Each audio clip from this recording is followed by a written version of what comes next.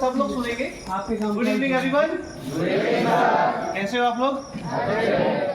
तो बेटा आप लोग को कुछ बहुत ज़रूरी बात बतानी है जो हमारी दैनिक लाइफ से, डेली लाइफ से संबंधित है। आप सबने सुना होगा 3 शब्दों के बारे में 10वीं क्लास में, 9वीं क्लास में, अब छोटी क्लास में भी इंट्रोड्यूस किया गया है।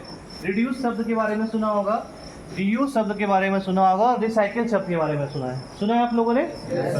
रिड्यूस का मतलब होता है कम उपयोग करना।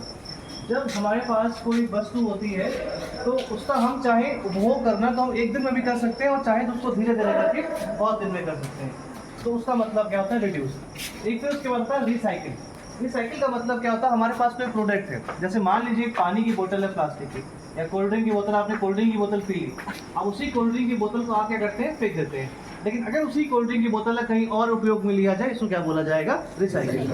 या पानी देख लीजिए आप, पानी में हम लोग क्या होता है, जैसे कपड़े धोते हैं, पानी हमारे पास निकलता है, उसी पानी को हम लोग क्या कर लें, कहीं और यूज़ कर लें, तो इसका क्या बोल देंगे हम लोग? रिसाइकिल कर लें, क्योंकि हमने क्या कर लिया, उसको कहीं और यूज़ कर लिया।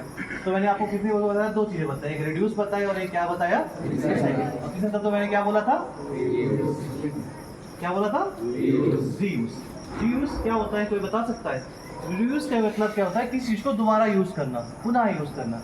कई बार ऐसा देखने में आता है कि हमें कोई वस्तु जो मिलती है, अगर कहीं से भी हल्की सी भी डैमेज हो जाती है, हम उसका प्रयोग छोड़ देते हैं, मतलब उसका दोबारा यूज़ नहीं करते या उसको हम फेंक देते हैं। लेकिन हमें कोशिश करनी चाहिए कि उसका हम, अगर हो सकता है, संभव है, तो उसका पुनः हम क्या करें? उपयोग करें, जिससे क्या हो, हमारे जो संसाधन है इस दुनिया में क्या है, बहुत सीमित है। तो उनका अगर हम लोग अच्छे से उपयोग नहीं करेंगे, समझदारी से उपयोग नहीं करेंगे, तो एक समय ऐसा भी आएगा कि संसाधनों की कमी हो जाएगी ना? आप देखते होंगे, आप लोग को जो डेली संसाधन मिलते हैं, साबुन मिलती है, बाल्टी मिलती है, तो एक लिमिटेड मिलती है। ऐसा तो नहीं 1 महीने में आपको 4 बार दिया जाता हूँ, ऐसा होता है किसी के साथ? 1 महीने में 1 बार दिया गया साबुन, 1 महीने में 1 बार दिया तेल, ऐसे ही तो होता है ना? तो हमारी समझदारी क्या होती है कि हम उसको अच्छे से क्या करें? उपयोग करें। हर एक बच्चे की जिम्मेदारी है, अब एक टीचर की भी जिम्मेदारी है कि अगर हम इस संसार में रह रहे हैं तो संसाधनों का क्या करें? अच्छे से उपयोग करें। मेरी बात सबको समझ में आई? Thank you. देखो मैं सर की बात करते हैं। रीयूज को एक बार फिर से एक्सप्लेन करूँगा। रीयूज में बच्चों ना इंडियन सबसे आगे है विश्व में। वेरी गुड, सच सही है, सर ने एकदम सही बात कही। रीयूज में हम सबसे आगे हैं। एक छोटा सा एग्जांपल मैं आपको दूंगा। जैसे हम लोग अंदर वाली बनियान पहनते हैं, है ना? खूब पहनते हैं, जब फट जाती है फिर इसका क्या करते हैं?